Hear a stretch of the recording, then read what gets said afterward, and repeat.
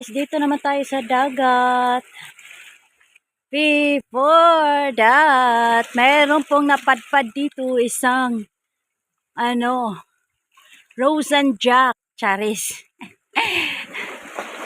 Ganda ng panahon ngayon. Umulan kanina mga 6. Sandali lang din yun. Then ngayon, okay na. Tingnan nyo naman kung anong dumating dito. Ayan siya, oh. Sira na po yan.